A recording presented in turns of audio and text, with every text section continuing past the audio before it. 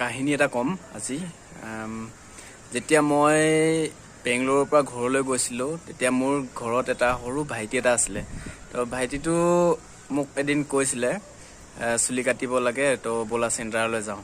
তো মই কৈছিলোঁ নাই, চুলিটো কাটিবলৈ হ'লেতো মইতো বেংগলোৰত সদায় চুলি কাটিয়ে থাকোঁ, তো মই কাটি দিব পাৰিম চুলিটো। তেনেকৈ কওঁতে ভাইটিয়ে কৈছিলে নাজানো চাগে, তো মিছা কথা ক'ব নালাগে, তো মই নাকাটো। কিন্তু মই ক'লোঁ বেংগলোৰত যিমান ল'ৰাবিলাক আছে চব ময়ে চুলি কাটো। তাৰপিছতে মই তাক চুলি কাটি দিম কোৱাত মান্তি হোৱাৰ পিছত যেতিয়া চুলি কাটিলোঁ তেতিয়া মিলাব নোৱাৰিলোঁ। তো মিলাব নোৱাৰা দুখত তাৰ 2 দিনৰ পিছত এক্সামো আছিলে, তো বহুত কান্দিছিলে। তাৰপিছতে আৰু উপায় নাইকিয়াত মই চেণ্টাৰত লৈ গৈ চুলি কাটাই আনিলোঁ। আৰু সেই একে দশা মোৰো হ'ল। আজি কাহিনী কোৱাটোৰ মেইন কথাটো হৈছে মোৰো একেই ছেম আজি। তো লকডাউনত চুলি কাটিব পৰা নাই, চেলুনবিলাক বন্ধ হৈ আছে।